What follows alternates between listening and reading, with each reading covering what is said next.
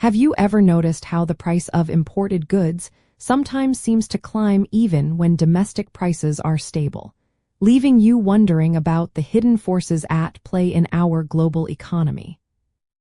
Exchange rate depreciation typically leads to inflation because it makes imported goods and services more expensive, increases the cost of imported raw materials for domestic production, and can fuel inflationary expectations.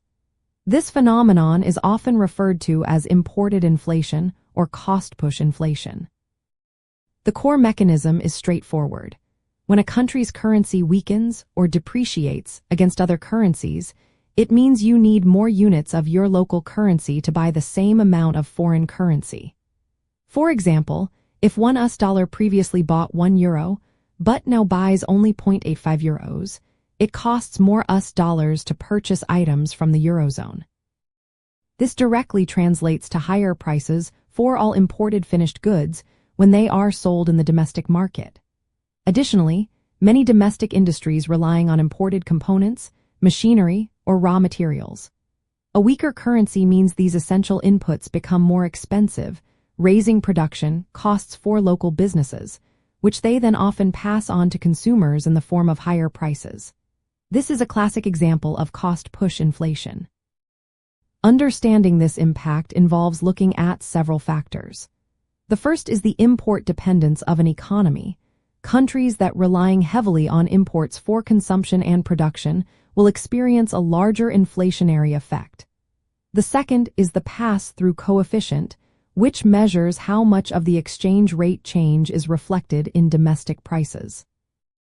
This coefficient can vary significantly depending on market competition, pricing strategies of firms, and consumer behavior.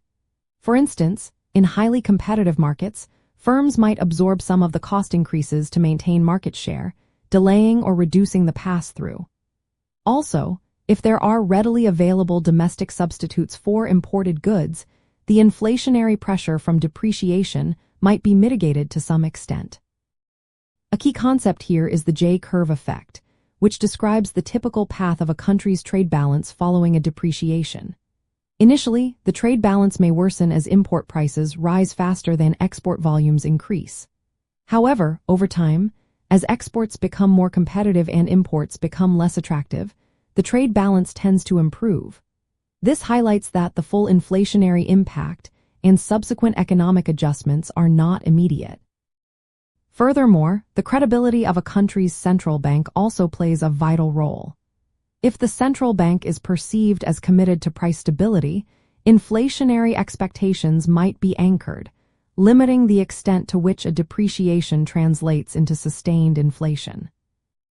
Ultimately, exchange rate depreciation exerts upward pressure on domestic prices, directly through more expensive imports and indirectly through higher input costs for local production. Recognizing these interconnected dynamics is essential for policymakers and businesses to anticipate and manage the economic consequences, helping to safeguard purchasing power and maintain economic stability.